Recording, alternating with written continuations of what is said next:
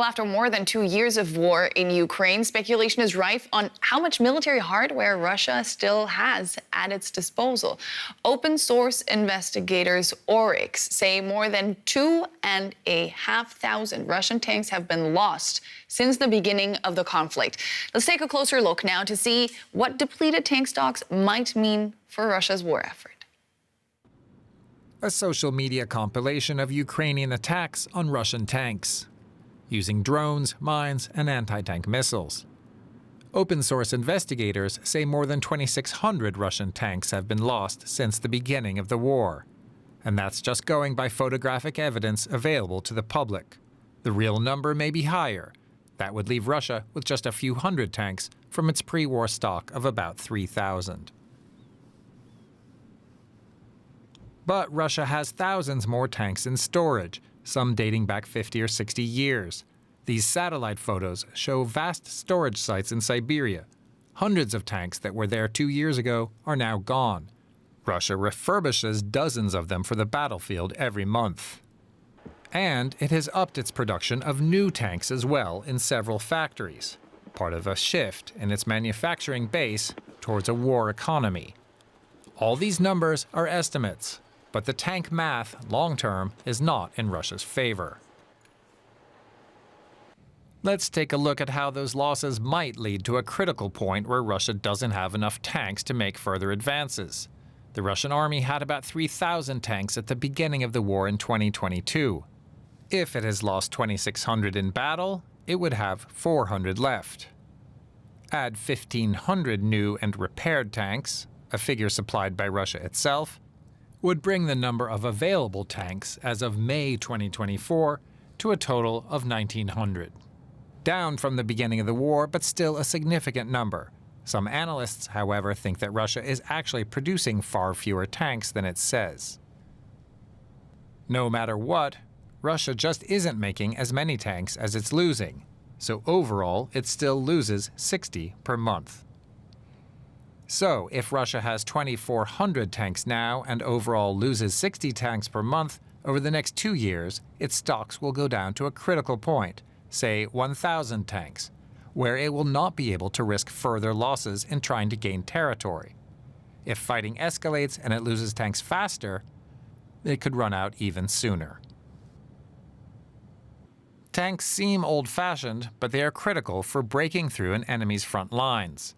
If Russia loses too many, it will have to stick to and defend the existing front line without much hope of taking more territory. That might mean a stalemate on the ground, after years of grinding conflict that have cost countless lives. Let's get some analysis with military expert Marina Moran. Marina, good to see you. What do you make of the findings of this open source investigation? Does it give a realistic picture of Russia's tank reserves? Hello, Nicole.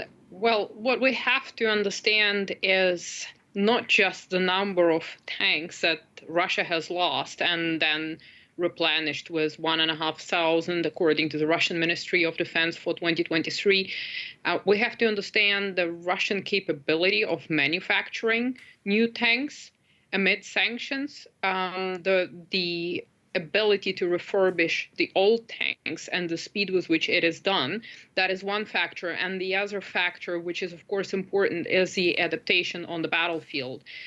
That being said, it doesn't mean that if Russia was, let's say, losing 60 tanks a month, it's going to continue losing tanks at the very same rate. And we know why Russia has been losing tanks, and mostly it's because of the first-person view drones, which have become very lethal and imposed great costs on the Russian armed forces in terms of the loss of military equipment. And now we're seeing adaptation, the famous turtle tank, for instance, in order to defend against drones. So can we project that Russia will be losing the same amount of tanks, or will it reduce? And I think that will be the critical point. That being said, still many experts believe that Russia will have enough tanks for the upcoming 2 years to continue the war of attrition. A report also noted that without tanks, Russia could only defend territory it already occupies. Is that an assessment that you would agree with, or could they rely on other means to break through front lines? Well, I think both armies have been quite inventive in this conflict, and for a for an example here, let's look at what the Ukrainian armed forces did in Robotyne, and Russian forces did it in several parts. It's not the most ideal way, but there were soldiers on foot in small groups approaching Robotyne. And so I think that, of course, tanks are very important, but you can get around it. It will, of course, slower the offensive, and it will not give you the same amount of firepower if you, let's say, use infantry fighting vehicles instead of tanks. However, I don't think that it is completely off the table. So you will have to look how to offset your vulnerabilities. And I think before Russia runs out of tanks, I'm sure that the Kremlin will look for potential sources to source perhaps old Soviet-era tanks, which can then be refurbished. So I don't think that it will come to that point that they will have no tanks left, and then will have to find a different way to take territory. Mm-hmm. Marina, we all know Vladimir Putin is meeting with Kim Jong-un today. Does North Korea have tanks to give to Russia? Briefly, if you can. Yes, North Korea has tanks. Whether it's enough to give to Russia, it has the old Soviet prototypes, T-50, T-55, and then it has some Chinese tanks and the new M2020. Altogether, according to publicly available data, there are 3,000 tanks that North Korea has. I think Russia is more after artillery, ammunition, and tanks when it comes to North Korea. As military expert Marina Moran, great speaking to you as always. Thank you so much. Thank you for having me.